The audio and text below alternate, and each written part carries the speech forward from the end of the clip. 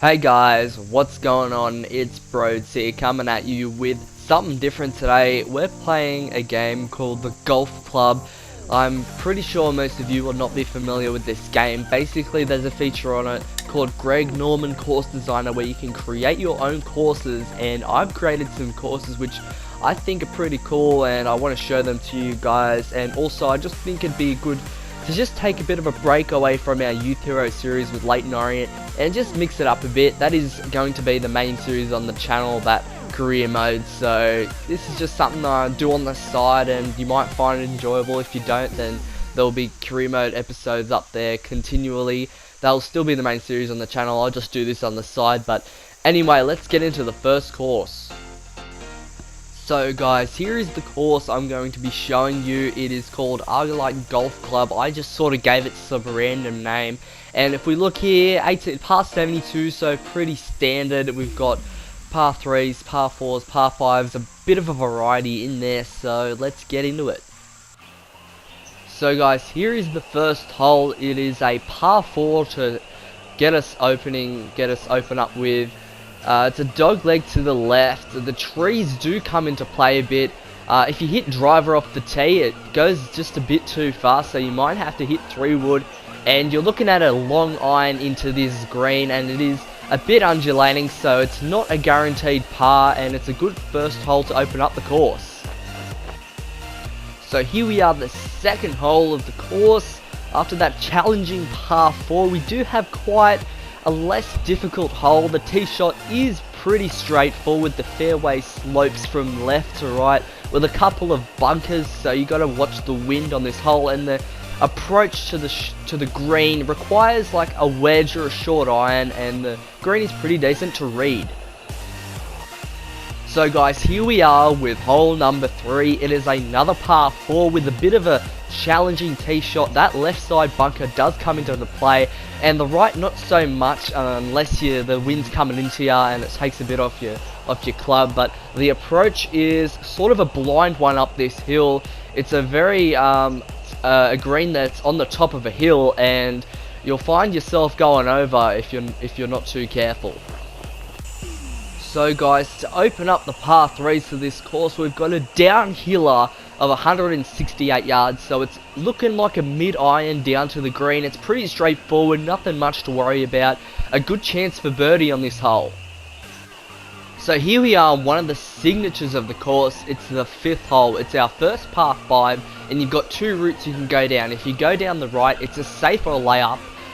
There's a mid-iron shot to the green, then you can putt on for birdie. If you go the left, it's about a 3-wood, depending on the wind, over to that left fairway section. But if you do get it there, it's a nice easy pitch onto the green, and it's a decent hole to make birdie on if you play it right. It can be very tricky, and you can get yourself into a lot of trouble. So we bring ourselves to the 6th hole midway through the front 9, and this is a pretty challenging hole. You've got a pretty open tee shot if you want to take it. There's 2 bunkers up there, but you probably won't reach them, and the shot in is a long iron to fairway wood, depending on the wind, to a fairly challenging green with greenside bunkers to the left, right and the back, so it's a pretty challenging hole. So guys, here we are with the 7th hole, and the tee shot is once again a challenging one. We've got a lot of bunkers confronting the player, and the wind can depend on how you tee it up. If you try and go over that bunker we just passed, it's going to be a challenging one, and if you're in the bunker, you're at a massive disadvantage. But if you do clear it, the second shot in is quite a nice one, to be honest. So guys, here we are to arguably one of the most easiest holes on the course. The green is completely flat, but it's how you get it on there is what matters. You've got bunkers all around, and if you can hit the right club, you're in for a good chance at birdie. So guys, to finish up the front 9, we've got a big par 5 to cover. There's a bunker on the right for the tee shot, and you've got to sort of manage it depending on the wind to get it into a good spot for a possible layup or shot at the green. If you do lay up, there's that bunker in your way, and if you do get it in there, it's going to be quite a challenge to make par with your wedge. And the green's pretty pretty flat, so it's a decent one to finish up the front 9. Here we are starting the back 9 with a relatively short par 4, and this is one of the holes on the course that you'll see that the green is actually part of the fairway. On the front 9 you would have mostly seen the greens being isolated from the fairway and have a rough in between, but it's different on this one, and it's a very good chance for birdie. You got to stay away from the right hand side of the pin, as it can be very difficult to putt.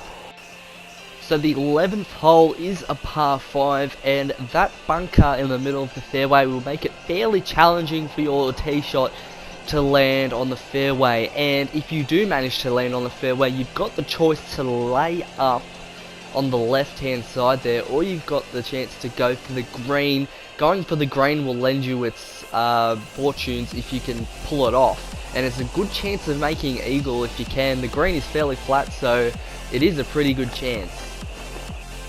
So here we are on possibly one of the most hardest holes of the course. Maybe not the hardest, but definitely one of them, as the tee shot is by far the most one of the most challenging you'll come across. You have to hit it on the fairway, otherwise you'll have to lay up on the left, and the trees do get in the way over there.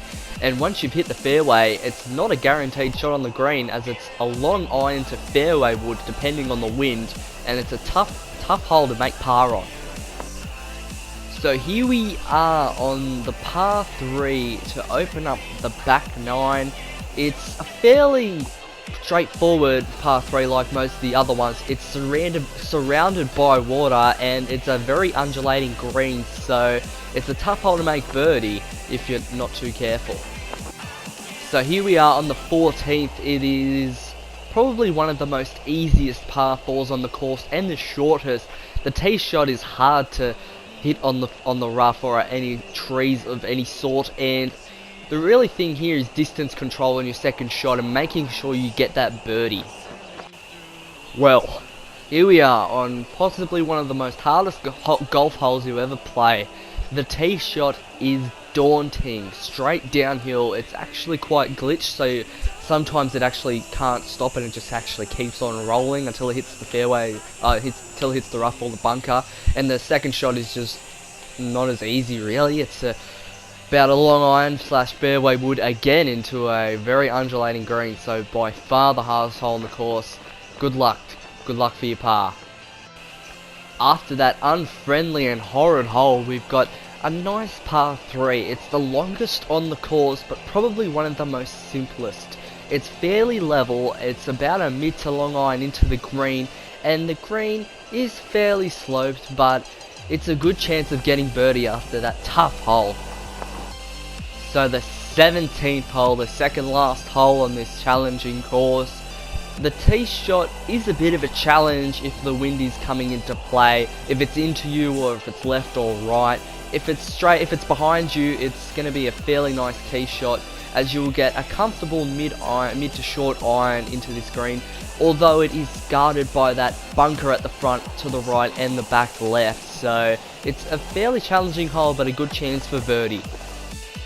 So the final hole on the Argilite Golf Club, we have a par 5 to finish it up, and the tee shot is once again very challenging. It's pretty straightforward if you've got the wind, but if it's left or right, it's going to be a bit of a challenge. The green is fairly decent to get into, but you're better off laying up and pitching it on for a birdie. And as for undulation and slopes, it's fairly decent. It's got a big, pretty left to right sort of feel for the green, so it's a good way to finish up.